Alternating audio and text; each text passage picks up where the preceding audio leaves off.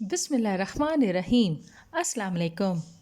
غزوہ بدر اسلام اور کفر کے درمیان پہلی لڑائی تھی جو ہجرت کے دوسرے سال میں مدینہ کے مسلمانوں اور کفار مکہ کے درمیان لڑی گئی۔ چونکہ یہ لڑائی مدینہ کے نزدیک وادی بدر میں لڑی گئی، اس لیے اسے غزوہ بدر کہتے ہیں۔ آپ صلی اللہ علیہ وسلم 12 رمضان 2 ہجری کو 313 افراد کے قافلے کے ساتھ شہر سے نکلے۔ کفار کے پاس 1000 مسلح افراد تھے۔ کم تعداد اور کم اسلحے کے باوجود مسلمانوں نے جذبہ ایمانی سے دشمن کا بھرپور مقابلہ کیا۔ کفار کے 12 سردار مارے گئے، جن میں ابو جہل بھی شامل تھا۔ کفار کے پاؤں اکھڑ گئے اور انہیں شکست ہوئی۔ غزوہ احد مسلمانوں اور کافروں کے درمیان دوسری بڑی جنگ سن 3 ہجری میں لڑی گئی۔ غزوہ احد میں کفار نے ابو سفیان کو اپنا امیر مقرر کیا، جو 3000 کا لشکر لے کر مدینہ کی طرف روانہ ہوا۔ مسلمانوں کے لشکر کی تعداد 700 افراد پہ تھی۔ نبی اکرم صلی اللہ علیہ وسلم نے احد پہاڑ کے دامن میں پڑاؤ کیا۔ پہاڑ کے پیچھے سے ایک درہ گزرتا تھا۔ کفار مکہ نے درہ کو خالی دیکھ کر مسلمانوں پر دوبارہ حملہ کر دیا۔ اس حملے کے نتیجے میں تقریباً 70 صحابہ کرام رضی اللہ تعالیٰ عنہم شہید ہوئے۔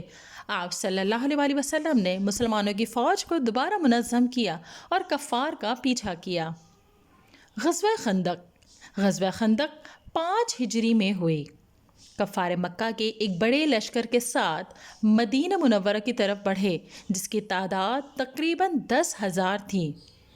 کفار مکہ جب مدینہ پہنچے تو یہ دیکھ کر حیران رہ گئے کہ مدینہ کے ارد گرد ایک خندق تھی۔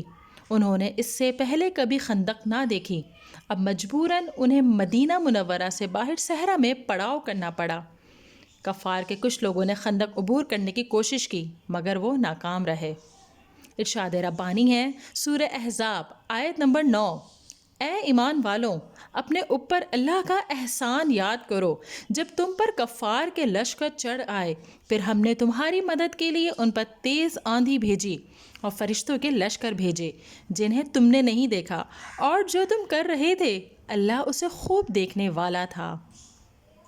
ناظرین، ان غزوات سے ہم نے یہ سبق سیکھا کہ جو لوگ ثابت قدمی سے حق پر قائم رہتے ہیں اور اس راستے میں آنے والی مشکلات سے نہیں گھبراتے، اللہ کی مدد بھی ان کے ساتھ ہوتی ہے۔